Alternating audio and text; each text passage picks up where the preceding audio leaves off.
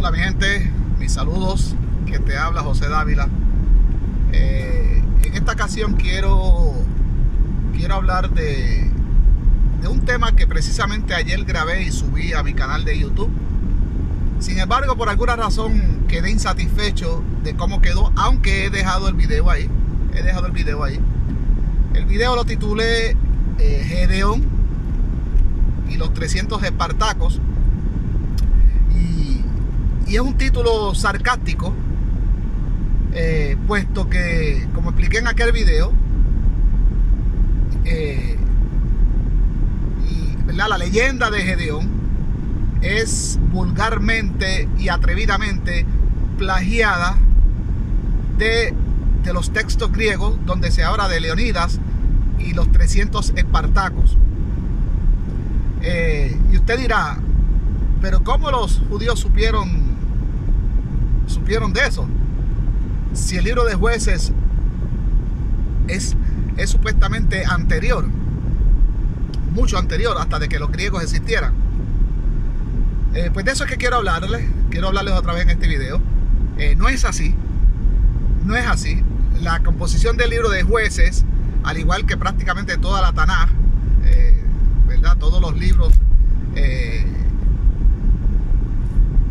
con la excepción de la Torá, fueron compuestos entre el final del reinado de Darío de Persia y durante la época greco-romana. Y cuando digo greco-romana es los años donde los judíos estuvieron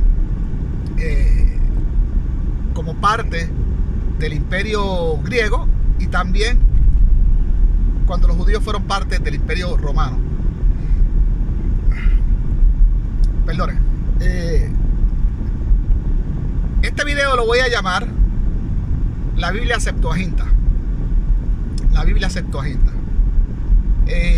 Hablé también de esto de la Septuaginta en aquel video, y hoy pues me propongo más calmado. No sé por qué, pero cuando estoy aquí en mi carro, con el silencio del carro, sin distracciones, me puedo enfocar un poquito más en lo que voy a hablar. Entonces dije ayer en ese video que subí ayer, que lo dejo a la disposición, usted puede verlo los dos, este y aquel, y a ver si se me quedó algo de lo que voy a decir hoy, pues quizá lo dije ayer. En fin, dije en aquel video que hasta ayer, y yo soy honesto, yo no soy una persona, no me gusta ser, ¿cómo se diría? Alardear de saber o ser arrogante.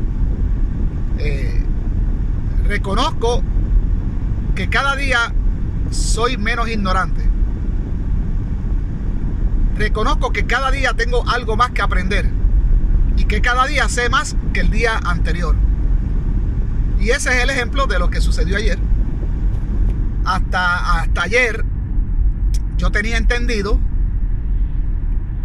que lo que conocemos, lo que se habla como la Biblia Septuaginta,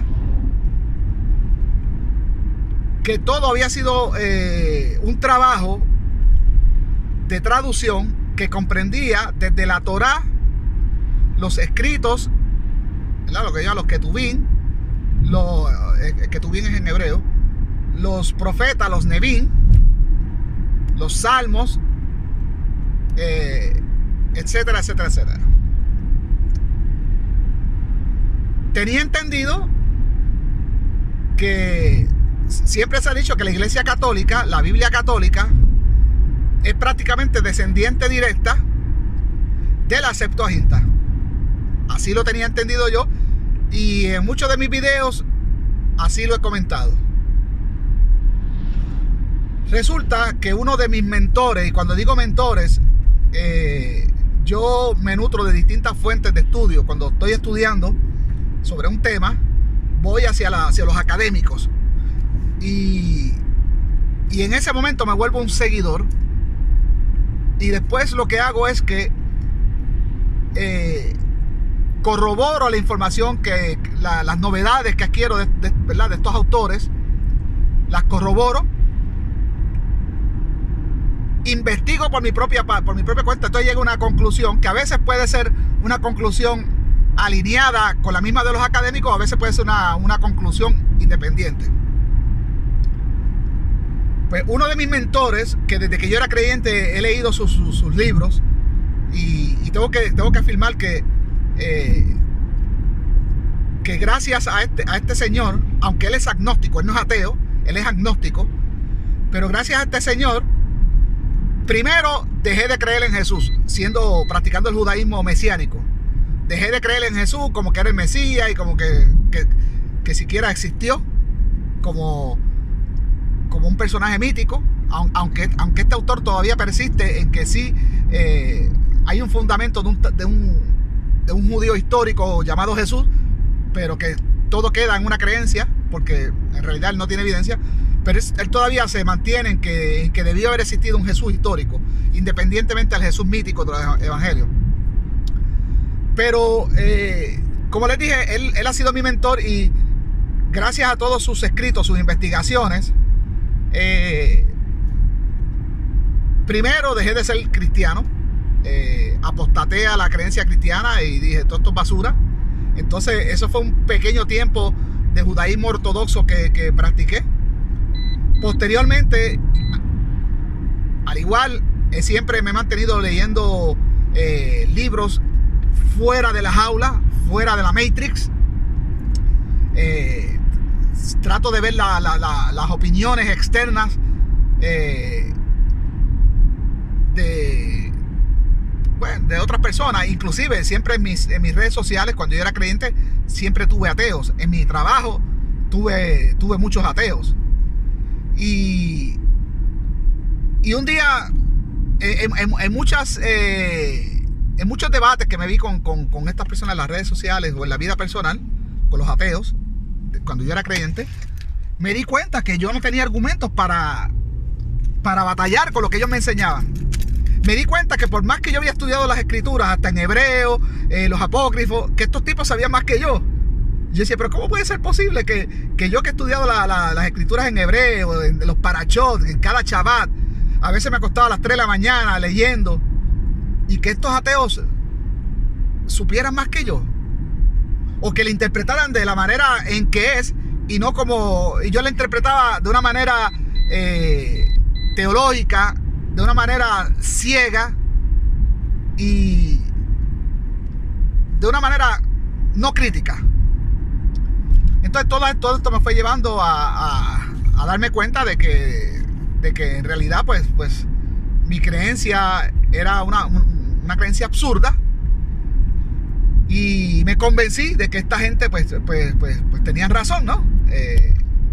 Obviamente ahora yo soy parte de ellos ahora, y gracias a que yo antes estudiaba las escrituras en hebreo, ahora sí sé muchos de aquellos que me presentaban versículos bizarros de misoginia, de esclavitud, de cosas sin sentido, de un Dios malvado. Pues todos aquellos que me presentaban esos versículos sueltos, resulta que ahora yo sé más que ellos porque yo leía toda la Torah y la sigo leyendo todavía. Pero en fin, no es importante quién sabe más y quién sabe menos. La cuestión es que todos llegamos a la misma conclusión de que no existen dioses, no solo un Dios, que no existen dioses. Me desvié del tema. Volviendo a la Septuaginta. Pensaba, como les dije hace un momento, que lo que se conocía como la Septuaginta era todos esos libros, y que la Biblia católica, que es la que más libros contiene en el momento, actualmente, pues que era descendiente directa de la Septuaginta. De hecho, tú le preguntas a un católico o a un teólogo católico, quizás a este mismo Antonio Piñero, Antonio Piñero no, porque de él fue que pude saber que no es así. Pero hay muchos otros teólogos académicos que yo los he escuchado decir de que la Biblia católica es prácticamente el canon alejandrino, la Biblia Septuaginta. Y no es así. De hecho, se cae de la mata, y ayer me di cuenta y me di en la cabeza, y se los comparto a ustedes. Porque lo mío es compartir todos los conocimientos que voy adquiriendo en este ámbito de estudio, de investigación, del cual no me canso. Aunque sea pocas las personas que pueda convencer, ¿verdad?, de lo absurdo de sus creencias. Pero digo que es absurdo esto de que la Biblia católica sea una descendiente de la Septuaginta, puesto que la Biblia católica, ya, 2 libros voy a mencionar, Macabeos 1 y Macabeos 2. Esto es algo que sucede mucho después de que se tradujera por orden del rey Ptolomeo II Filadelfo la Torá judía. Lo que hoy pensamos que era la Biblia Septuaginta, no era solo la Torá, la ley. Lo explico en ese video que grabé ayer. Y de paso, pues lo remacho hoy. Según una carta anónima que se le escribe a un tal Aristeas de ese tiempo, la carta dice que una de las razones por que el rey ordenó eso es porque obviamente los judíos estaban dispersos en todo el imperio griego, ¿no? Ellos mismos habían perdido la lengua hebrea o aramea, y eso, como dije ayer en un video, eso está en discusión. Aquí es algo que podemos entrar en especulaciones, porque hasta el son de hoy no existen copias antiguas o un original para saber en realidad en qué idioma se escribieron. Por ejemplo, se escribió la Torá originalmente. Hay copias en arameo y copias en hebreo, y todas son muy antiguas y a veces datan hasta del mismo periodo. Yo me alineo a que fueron en arameo, puesto que el libro de Nehemías y Esdras nos cuentan que tuvieron que traducirle a los judíos que salieron de Babilonia, y a los que estaban allí, los que nunca fueron deportados en Jerusalén, en esa gran asamblea que se narra en Nehemías 7, y también Esdras narra sobre eso. Entonces, si tuvieron que traducirle, es porque era un idioma extranjero. En fin, en Babilonia, pues, el idioma era arameo. Así que si unos judíos vienen de Babilonia, entonces pues es muy probable que la Torá en realidad originalmente hubiese sido en arameo. De hecho, creo que este Aristea en esta carta lo que dice es que la Torá estaba siendo traducida del arameo al griego, puesto que ya los judíos ya habían perdido ese lenguaje y en el imperio solo se hablaba griego. Los judíos ya hablaban griego, se habían helenizado. Aparentemente, donde quiera que estaban los judíos, ellos le pedían a todos los gobernadores de las provincias que ellos querían vivir aplicando su ley, la ley judía, para los judíos, no para el resto de las personas, pero en cada comunidad judía les pedían a los gobernantes de las provincias que por favor se les permitiera de una manera independiente al gobierno central, como decir aquí en Estados Unidos que están los gobiernos estatales y el gobierno federal, pues de una manera estatal, provinciana, aplicar la ley. ¿Qué pasa? Que esto llegó a los oídos del rey Ptolomeo, esa insistencia, y aparentemente el rey accedió. Pero que para acceder, él quería conocer el contenido de la Torá, y tenía que ser traducido al griego para él poder examinarlo. De cierta manera, como dije en aquel video, en el video que grabé ayer, eso no le convenía a los judíos, puesto que Ptolomeo era una persona muy educada, los griegos eran muy cultos, sabían toda la historia de Egipto. Ptolomeo II, los Ptolomeos, igual que Alejandro Magno, ellos ellos hicieron ellos mismos faraones.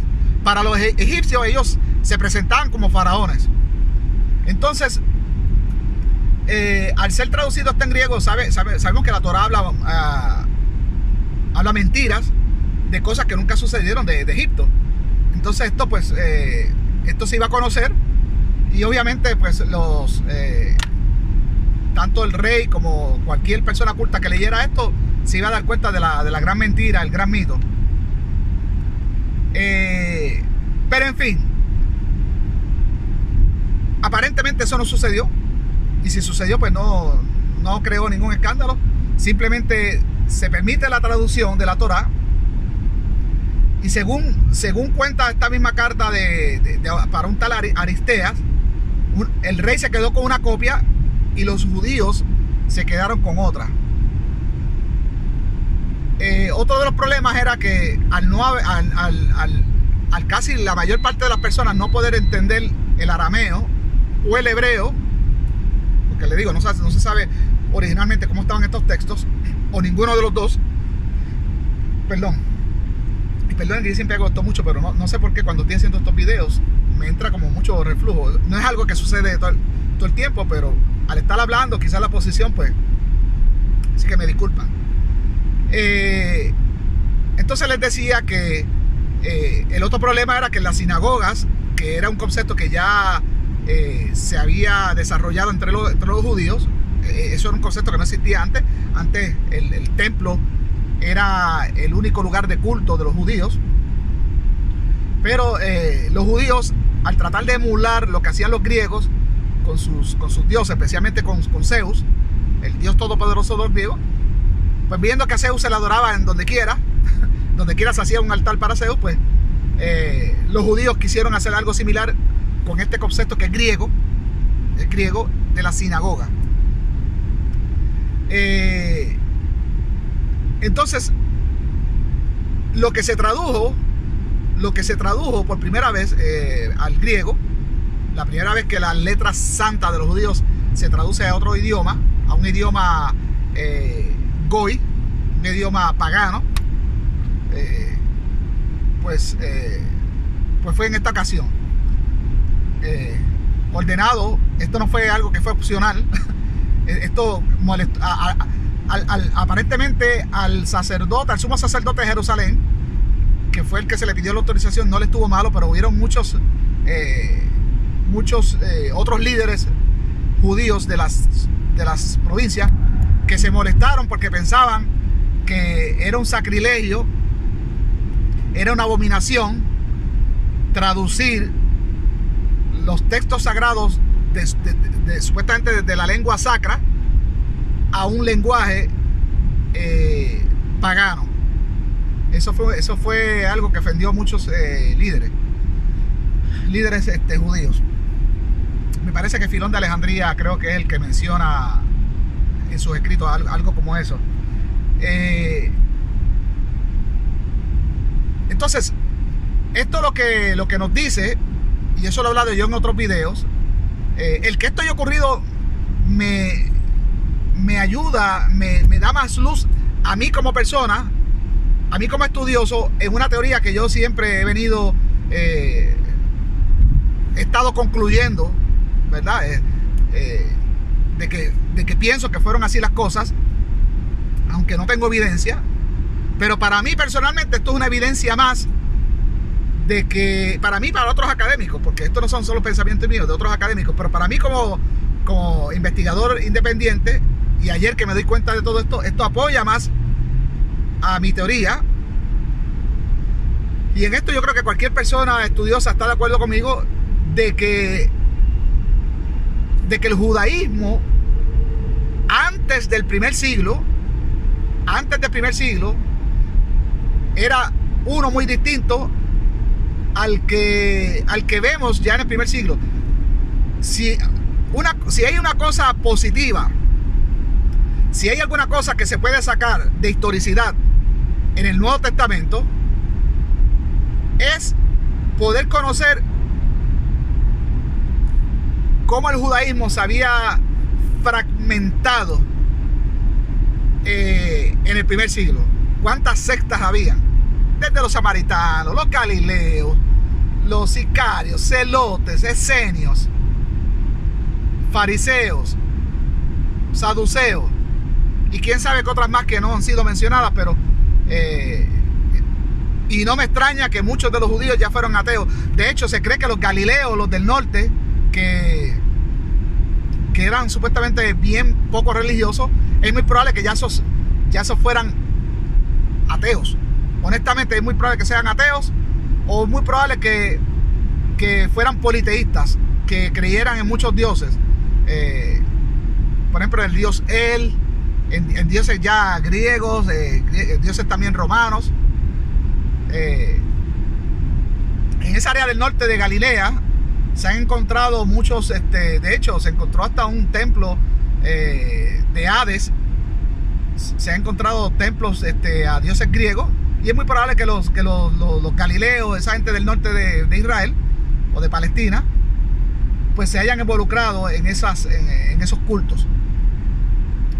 Pero en fin, el Nuevo Testamento en eso pues nos da una fotografía de cómo el judaísmo se había fragmentado ya para el primer siglo. Y también, de acuerdo a lo que estamos hablando ahora de la Biblia Septuaginta, también nos ayuda a comprender en qué espacio de tiempo es que surgen el resto de los escritos aparte de la Torá. También nos ayuda también a entender por qué la secta de los saduceos del primer siglo, que eran los más cultos, los más estudiosos, los más que sabían de los romanos, de los griegos, sabían todas las artimañas, sabían todo, porque ellos descartaban los textos de los profetas y todo lo demás. La secta de los saduceos del primer siglo solo aceptaban la Torá. Sus razones tendrían, y yo poco a poco voy entendiendo y me voy alineando con esta secta de los saduceos, que lo único malo que tenían eran que al estar bajo el dominio romano, pues los romanos, se reservaban el derecho de escoger los sacerdotes de entre ellos mismos, porque no era que buscaban un sacerdote romano, no. Entre los judíos, ellos buscaban, elegían el sacerdote. Ya no era que si era descendiente de Aarón. De hecho, ya desde la guerra de los macabeos, ya no habían supuestos sacerdotes del linaje mítico de Aarón. Y digo el linaje mítico de Aarón porque también eso es en Nehemías y Esdras los que establecen, ok, tú eres del linaje de Aarón, tú vas a ser sacerdote, bla, bla. Y obviamente pues Nehemías y Esdras trajeron para que ejercieran el sacerdocio de los judíos, que era, en realidad el sacerdocio de los judíos para el tiempo de Nehemías y Esdras viene siendo como una monarquía. Eran como los reyes, eran los líderes de los judíos, por debajo del rey del imperio. En este caso el rey de Persia, el rey de los griegos y los emperadores romanos. Pero entre la vida judía, Nehemías y Esdras nombraron a estos sacerdotes que eran los líderes máximos. En Judea no había rey, eran los líderes máximos de los judíos hasta el tiempo de los macabeos, que sabemos que los macabeos ya se establecieron como una monarquía, y ellos también asaltaron el templo, como ellos fueron los que supuestamente purificaron el templo, expulsaron a los sacerdotes y ellos mismos pusieron sus propios sacerdotes. Entonces de ahí hasta el tiempo de Herodes el Grande, que hay mucha historia ahí, que eso para otro video. Entonces, si para el tiempo de rey Ptolomeo solo se tradujo la Torá, ¿de dónde salen todos estos textos? ¿Quién o quiénes deciden, ok, estos textos van a ser ahora leídos en la liturgia judía, estos textos van a pertenecer al canon sagrado judío? Pues no sabemos. Se ha especulado de un sínodo judío que hubo en una ciudad de Yamnia con Y al principio, Yamnia, o Yamné también, de las dos maneras tú lo puedes buscar, ¿verdad? Pero aparentemente no hay mucha información de este supuesto sínodo, y creo que leí por ahí que el que propuso esa idea de ese tal sínodo fue Herzl, el líder sionista o el fundador del sionismo, ¿verdad? Para los años 40, de la década de los 40, Herzl. Entonces no hay información que se pueda corroborar de este supuesto sínodo, y por lo tanto, pues nos quedamos neutral, nos quedamos sin nada. No sabemos en qué parte de la historia, en qué coordenada de la historia entonces que se crea este canon. Como hemos dicho, el judaísmo de hoy en día es distinto al que hubo en algún momento. ¿Por qué? Lo voy a explicar por qué. El judaísmo y las letras sagradas eran reservadas para los sacerdotes.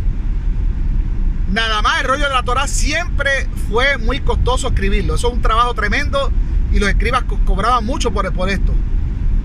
Lo fue en el pasado y lo sigue siendo hoy en día.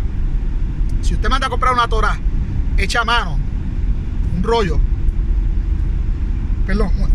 hecho a mano, es carísimo, muy caro, de $10,000 para arriba. Entonces, ese es uno de los detalles. Segundo, en toda la historia judía, desde Nehemías y Esdras,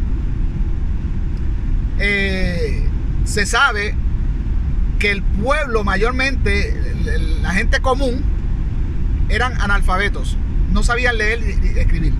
Esto de ser culto, de saber leer y escribir, se reservaba para las élites, los sacerdotes, los gobernantes, ¿cómo podríamos decir? Los lambebotas de los gobernantes. Toda esa gente pertenecían a la élite. El pueblo no sabía leer ni escribir y prácticamente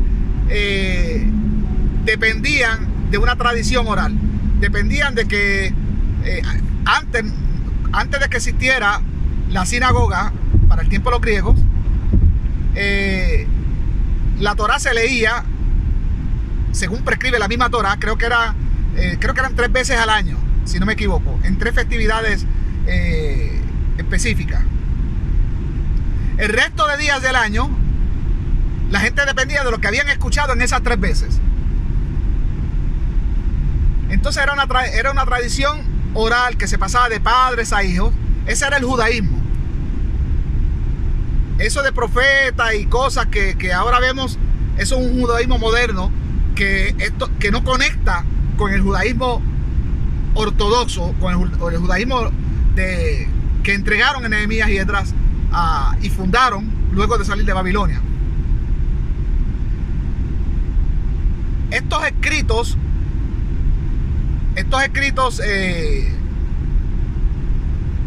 que ya sabemos que no fueron traducidos en este periodo del rey Ptolomeo, y que según lo que dicen los académicos, porque este artículo que estaba leyendo yo en la página de Antonio Piñero, que es un autor de muchos libros,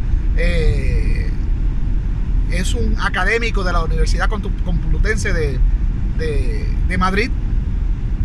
En este libro él cita a otros académicos colegas, a muchos americanos y alemanes, franceses, hispanos, y es sabido en la comunidad académica de que de que todos estos libros, como el libro de los Salmos, Lamentaciones, Cantar de los Cantares, Esther, Tobías, Habacuc, ¿cómo es? Habacuc, me parece que es uno de los profetas menores. En fin, todos los profetas menores, los profetas mayores, todo eso fue compuesto muy tardío. Daniel es obvio que fue bien tardío. Todo lo que tú lees en Daniel es un libro post-eventum. Si usted no sabe lo que quiere decir, por ejemplo, profecías post-eventum, búsquelo en un diccionario. Y esto se utiliza mucho en la crítica rigurosa literaria. Y una profecía post-eventum es como yo ahora, por un ejemplo de esto, para que usted entienda. La destrucción de las Torres Gemelas pasó, me parece que en el 2001. Hoy estamos en el 2019.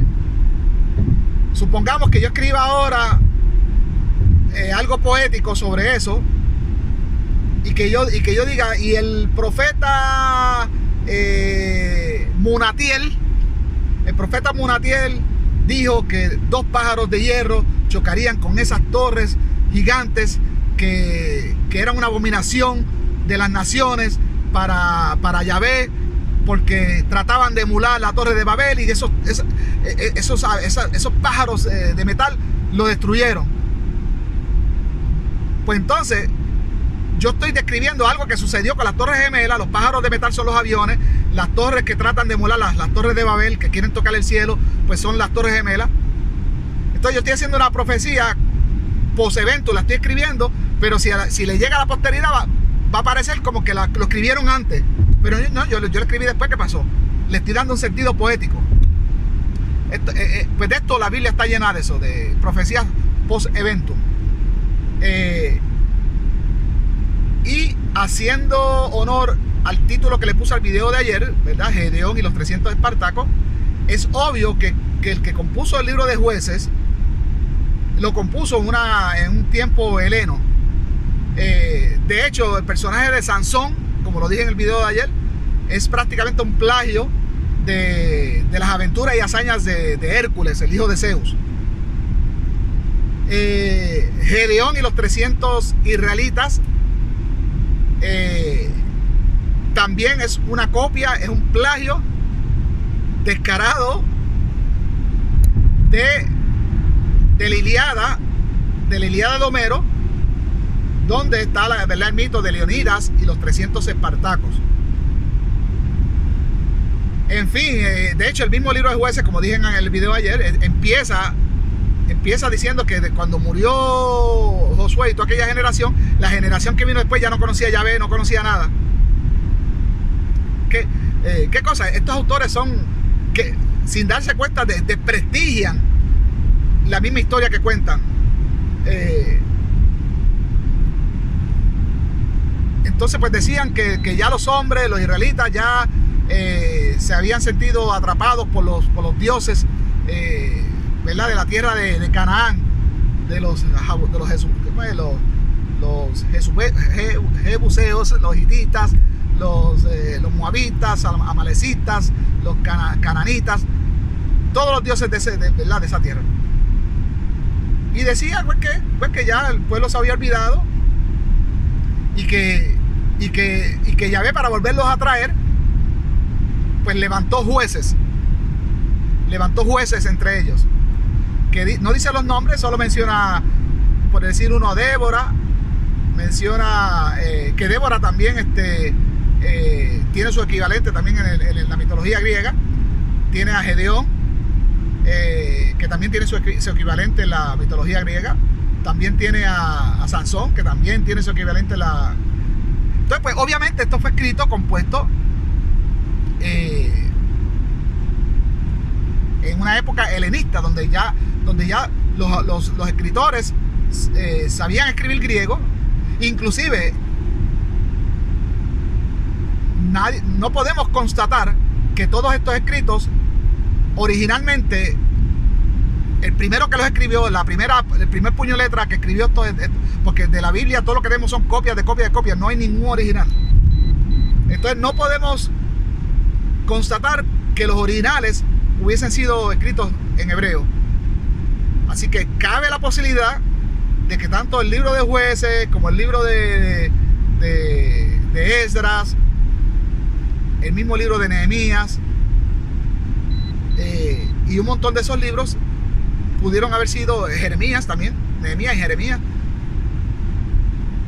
pudieron haber sido escritos quizás en el lenguaje griego y quizás no necesitaron traducción.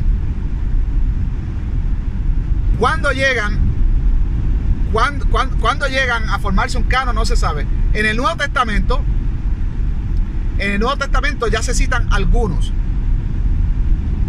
Y según expertos como Antonio Piñero, se cita en el Nuevo Testamento libros que se perdieron, pero que sí son mencionados por ciertos pasajes en los escritos de los padres de la Iglesia Católica, como Orígenes, San Jerónimo, ¿verdad?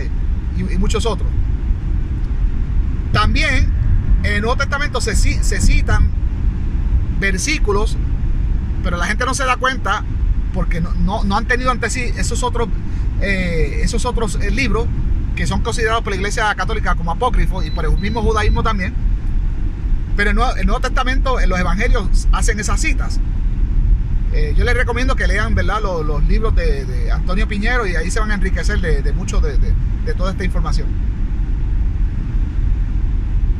Entonces, para el primer siglo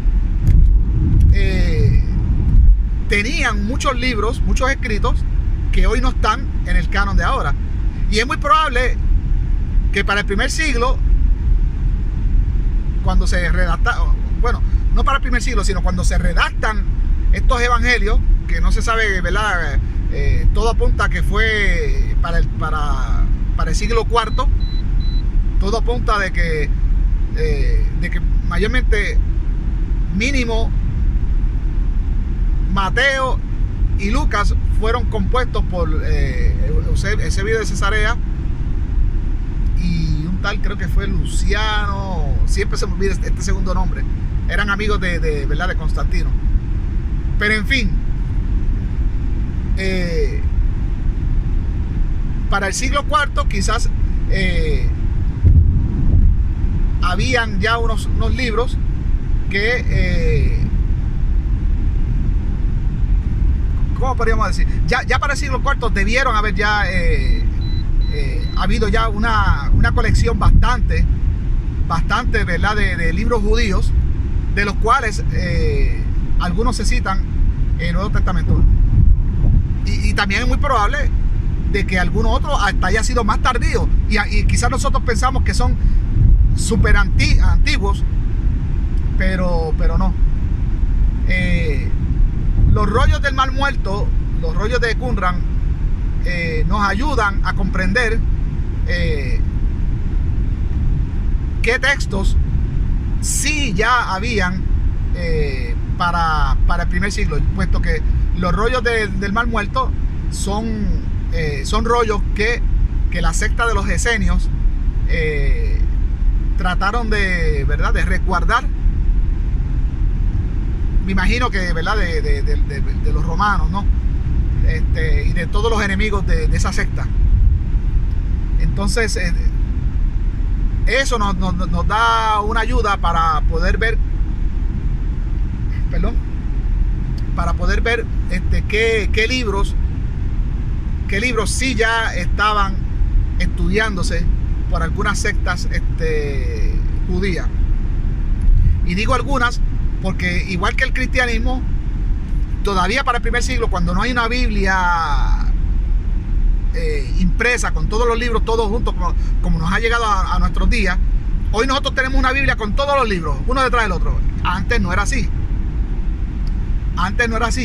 Antes habían comunidades judías que quizás tenían la Torá, la versión griega, porque ya para el primer siglo era la versión griega la que había. Y quizás esa comunidad tenía el rollo de Isaías y quizás algún rollo más, pero todo lo demás que se ha perdido y lo que llegó después para hacer un canon, que no sabemos cuándo fue que se hizo ese canon como tal, no lo tenían. Es muy probable que una comunidad tuviera la Torá y el libro de Isaías. Es muy probable que otro tuviera la Torá y el libro de Esdras. Es muy probable que otra comunidad un poquito de judíos más pudientes tuvieran la Torá, tuvieran Ezequiel, tuvieran Jeremías, tuvieran algunos otros. Entonces, cada judaísmo era distinto. Cada judaísmo se nutría de distintas fuentes. El judaísmo de hoy en día se nutre de muchas fuentes. Inclusive, como hemos dicho, el libro de Génesis es muy probable que sea un libro bien tardío y que sea un resumen del libro de Yashar. Es muy probable que entonces algunas comunidades judías tuviesen, por ejemplo, el libro de Yashar es uno de los que se encuentra entre los manuscritos del Mar Muerto, de los Esenios. Entonces, cuando se dice que se encontró la Torá, no es que se encontraron los 5 libros así de Moisés. La Torá para el judaísmo antiguo, y en eso muchos académicos están de acuerdo, se refiere al libro de Deuteronomio. Al libro de Deuteronomio y al libro de Éxodo. Pero los 5 libros tal como están ahora, es muy probable que la ley mosaica del antiguo judaísmo no sea la misma ley que tenemos hoy con Bereshit, ¿verdad? Con Génesis, o muy probable que la ley de ellos fuera hasta superior que la de nosotros. El judaísmo del que Maimónides sacó, ¿verdad? El famoso Rambán sacó los 613 mandamientos, es muy probable que sea muy distinto al judaísmo antiguo. Quizás tuvo menos libros o quizás tuvo más. Quizás si Maimónides hubiese hecho su trabajo de sacar los mandamientos o de extraerlos de la Torá, si lo hubiese hecho entonces con el libro de Yashar, hubiese sacado muchos más. Entonces, no todo es como uno piensa. Hay muchas lagunas sobre el judaísmo.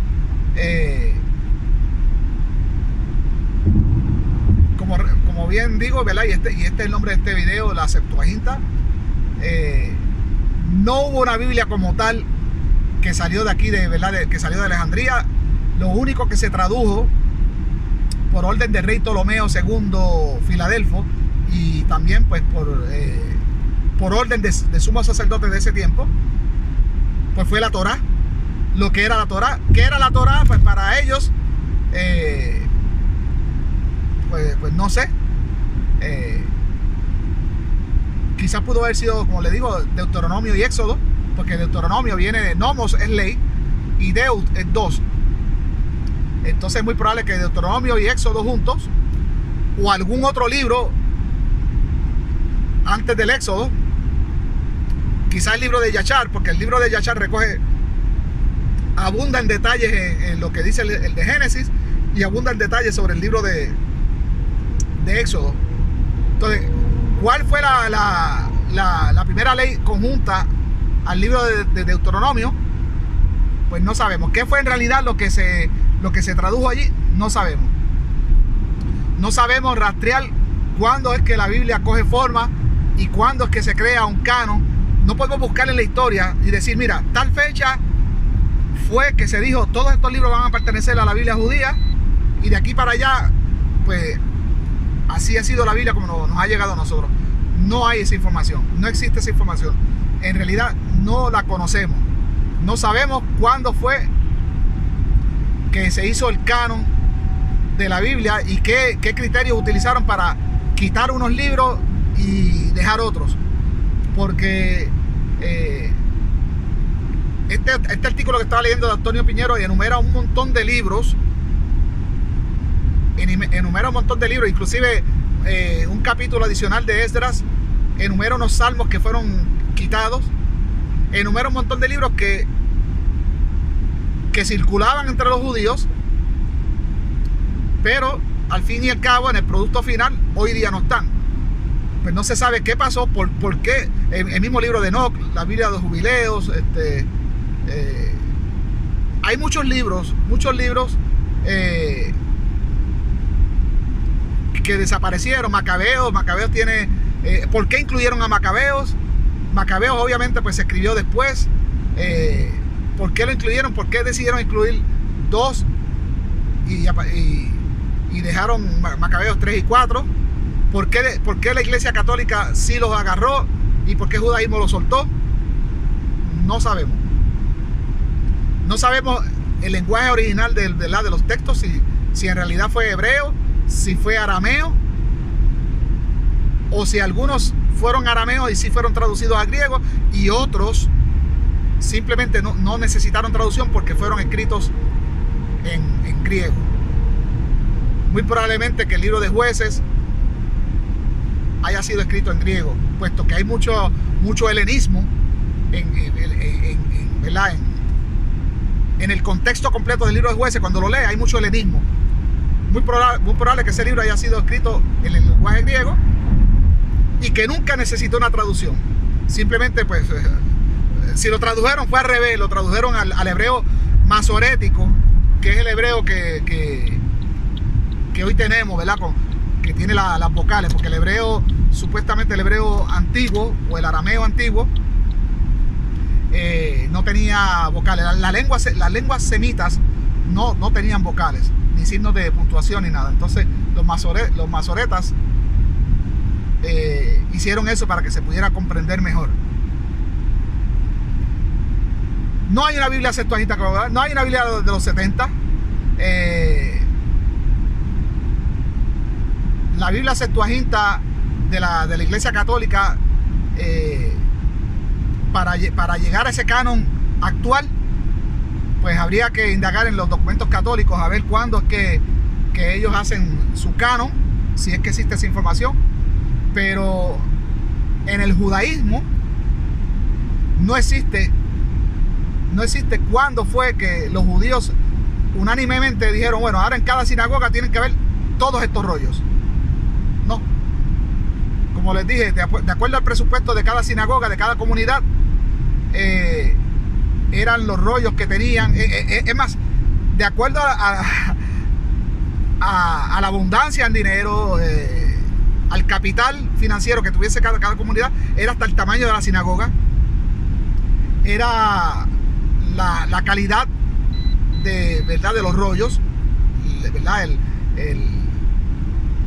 El material que se utilizaba para escribirlo, la calidad del escriba, y cuántos rollos podían costear, porque de tantos escritos que había, porque como estamos diciendo, eran muchos más de los que hoy llegaron al canon. Había que ver cuáles ellos tenían. Entonces cada comunidad, de acuerdo al presupuesto de cada comunidad, era la riqueza en literatura judía. Por lo tanto, eran distintos judaísmos. Los saduceos, como hemos dicho antes, que ya, ¿verdad?, en todo ese proceso evolutivo del judaísmo, pues ya en el primer siglo tenemos una fotografía bastante precisa de cómo el judaísmo se había fracturado, y vemos que los saduceos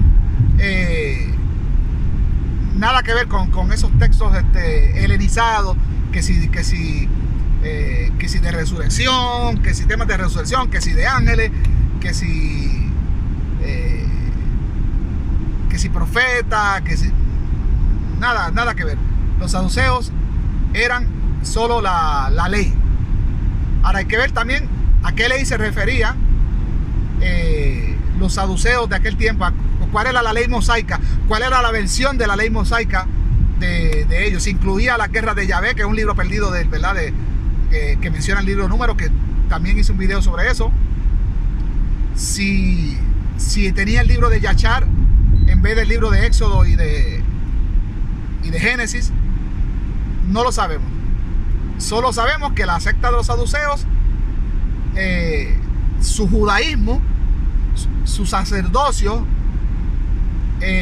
y aquellos que seguían ¿verdad?, el judaísmo saduceo, porque tenemos que decir que los saduceos controlaban el templo y los judíos que estaban sometidos al templo, los que llevaban sacrificios al templo, pues respondían a ese tipo de judaísmo saduceo. Los que no, los que estaban en contra de, ¿verdad?, de los saduceos, ellos empezaron a guardar un judaísmo distinto. Ni siquiera venían al templo, y se quedaban en la diáspora, donde quiera que hubiera una sinagoga, ahí guardaban, ¿verdad?, el Shabbat, como leemos hasta en el mismo libro de Hechos, que el mismo libro de Hechos ¿verdad?, del Nuevo Testamento, aparte de toda la mitología y todas las mentiras que hay, como siempre he dicho, siempre se sacan verdades. Y vemos a Pablo visitando sinagogas en Éfeso en sábado, cuando la Torá prescribe que hay que llevar sacrificios al templo cada Shabbat, uno por la mañana, por la tarde. No, esa gente de Éfeso, de Corinto, el mismo Jesús también, que está en Galilea bien al norte, a muchos, tú sabes, en aquel tiempo, si era caminando a mula o una mula, es mucho tiempo para ir solo a Jerusalén, solo para un sábado. Entonces vemos a Jesús en pleno sábado en Galilea, ¿verdad?, en la sinagoga, lo que nos dice de que en estos sitios, en esta sinagoga, pues no bajaban los sábados, no estaban en el templo. Pues este era el judaísmo farisaico, que era ajeno y estaba en contra de los saduceos, y era un judaísmo más extenso, con mucha fantasía, muchas promesas mesiánicas, ¿verdad? Todas estas cosas pues vienen, ¿verdad?, con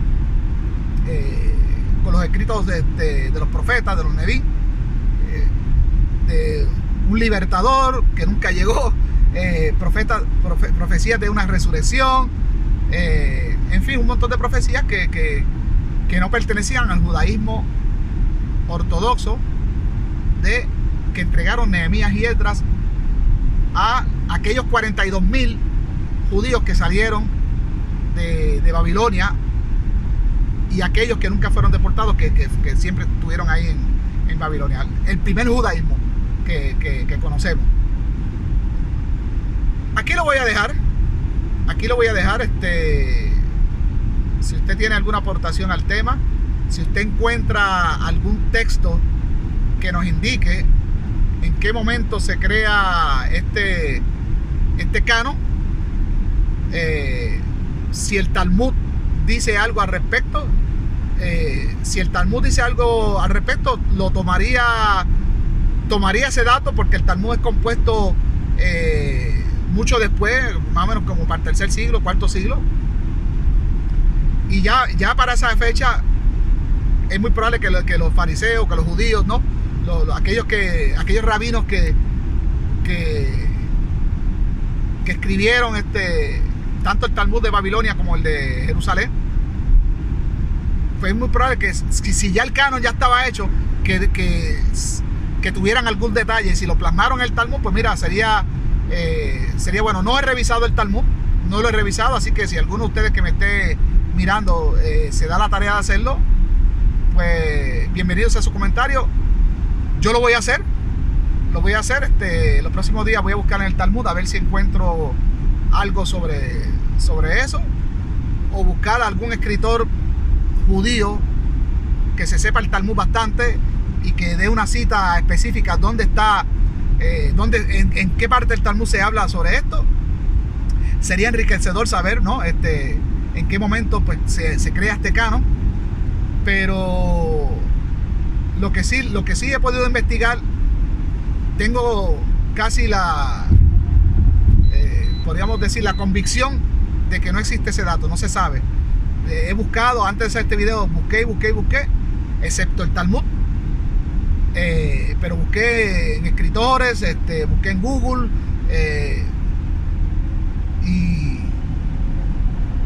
y Google es usted dirá, pero que Google, ¿por qué Google es una inteligencia artificial que busca de todos los textos.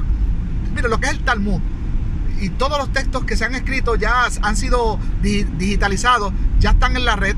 Y este motor de Google, esta inteligencia artificial, ellos por una palabra buscan y te buscan todos los documentos que macheen con eso que tú estás buscando. Entonces es una herramienta que nos ayuda nos ahorra mucho tiempo. Entonces por eso menciono a Google, porque yo soy del siglo XXI. Yo no soy de la época de las bibliotecas, que las bibliotecas en su momento van a desaparecer, porque ya todo tú lo haces desde tu computadora. Y eso sobre las bibliotecas, los cines, los bancos y todas las cosas que van a desaparecer por cuestiones de la tecnología. Eso podría ser un tema para otro video, que sería interesante hacerlo. Como les he dicho, mi canal no es solo de hablar de teología y ateología, sino de otros temas de interés. Bueno, mi gente, aquí lo dejo. Saludos. Este video casi se tomó la hora, como es lo usual en este servidor. Suscríbase a mi canal si fue que tropezó con este video por primera vez.